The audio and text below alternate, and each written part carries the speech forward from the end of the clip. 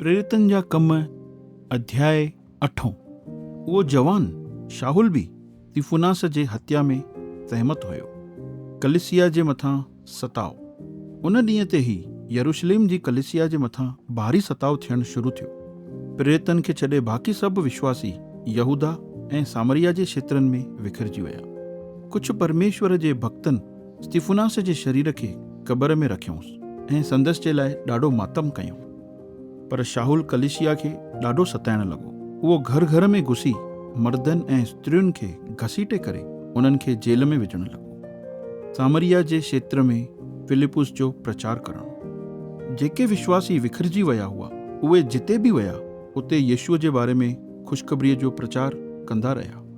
फिलिपुस सामरिया क्षेत्र जे हिकु शहर में वञी करे उतां जे माण्हुनि खे यीशु मसीह जे बारे में प्रचार करणु लॻो। जॾहिं उतां जे माण्हुनि फिलिपुस जूं ॻाल्हियुनि खे ॿुधऊं ऐं जेके चिन्ह चमत्कार संदसि जे द्वारा थी रहिया हुआ उन्हनि खे ॾिठऊं त उहे हिकु टिक थी करे ॾाढो ध्यान सां फिलिपुस जी ॻाल्हियुनि खे ॿुधणु लॻा। ॾाढनि ई माण्हुनि मां दुष्ट आत्माऊं रड़ियूं कंदे निकिरी वयूं ऐं ॾाढा ई लकवे जा रोगी ऐं लंगड़ा ठीकु कया विया। इन करे उन शहर जा माण्हू ॾाढो आनंद सां भरिजी विया। जादू टोना करण वारो शमोन। उन शहर में हिकु शमोन नाले जो माण्हू रहंदो हो जेको जादू टोनो करे सामरिया क्षेत्र जे माण्हुनि खे हैरत में विझी छॾींदो हो ऐं अक्सर माण्हुनि जे साम्हूं पंहिंजे बारे में इहो दावो कंदो हो कि उहो हिकु महान हस्ती आहे। शहर जे नंढनि खां वठी वॾनि ताईं सभई ॼणा शमोन जी ॻाल्हियुनि ते ॾाढो ध्यानु ॾींदा हुआ ऐं उन जे बारे में ईअं चवंदा हुआ कि हे माण्हू परमेश्वर जो उहो सामर्थ आहे जेको महान चवाइजंदो आहे। शमोन चङे वक़्त खां पंहिंजे जादू टोने जे कमनि खां उतां जे माण्हुनि खे हैरत में विझी रखियो हुई। इन करे उहे शमोन खे ॾाढो मञींदा। पर जॾहिं फिलिपुस परमेश्वर जे राज जे बारे में ख़ुशख़बरीअ जो ऐं यीशु मसीह जे नाले जो प्रचार कयईं त उतां जे माण्हुनि फिलिपुस जी ॻाल्हियुनि ते विश्वास कयो ऐं उतां जे मर्दनि ऐं स्त्रियुनि ॿिन्हिनि बपतिस्मा वरितऊं। शमोन जादू टोनो करण वारे पाण बि विश्वास कयईं ऐं बपतिस्मा वरितईं। पोइ उहो लगातार फिलिपुस सां गॾु रहणु लॻो।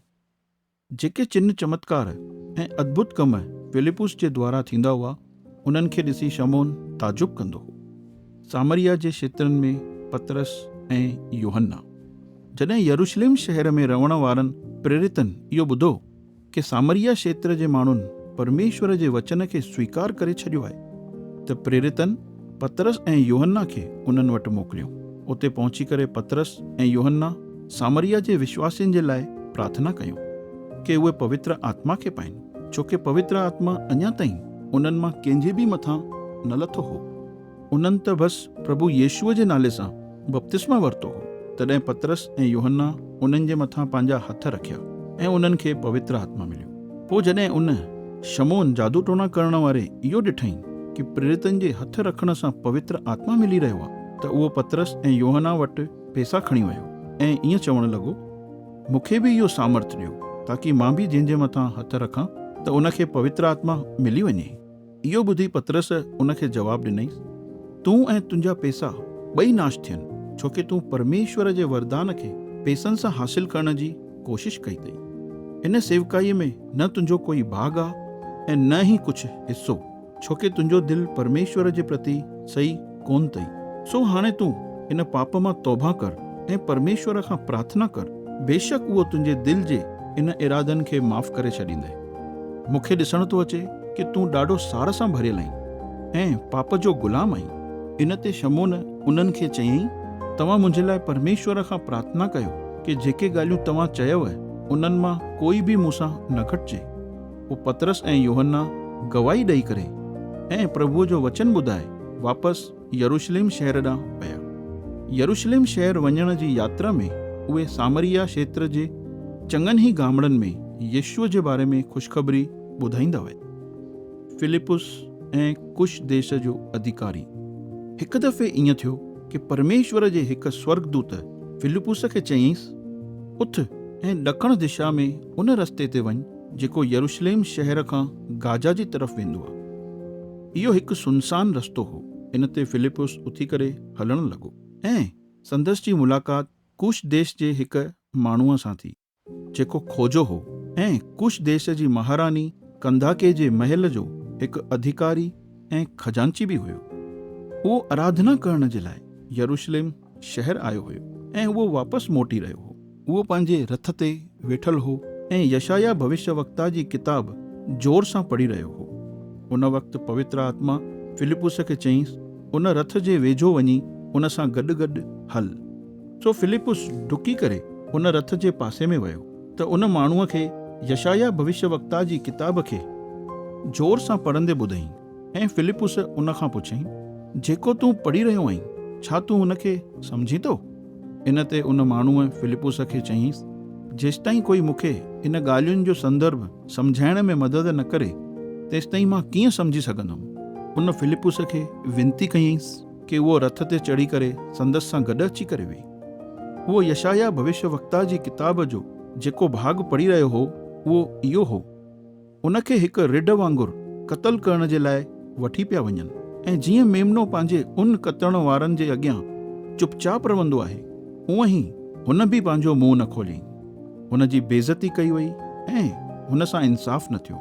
कोई बि हुन जे वंशजनि जे बारे में चर्चा न करे सघंदो, छोकी हुन जो जीवन इन धरतीअ तां ख़तमु कयो वियो। उन अधिकारीअ फिलिपुस खां पुछईंसि, महिरबानी करे मूंखे ॿुधाए कि भविष्यवक्ता इहे सभु ॻाल्हियूं कंहिंजे बारे में चयूं अथई, पंहिंजे बारे में या ॿिए कंहिंजे बारे में?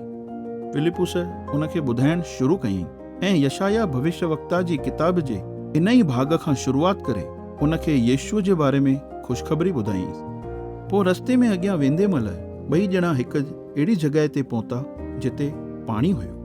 पोइ उहो माण्हू फिलिपुस खे चवणु लॻो, ॾिस, हिते पाणी आहे ऐं हाणे मूंखे बपतिस्मा वठण में छा रुकावट आहे? फिलिपुस उनखे चयईं, अगरि तूं पंहिंजे पूरे दिलि सां विश्वास करीं थो त बपतिस्मा वठी सघंदो आहीं।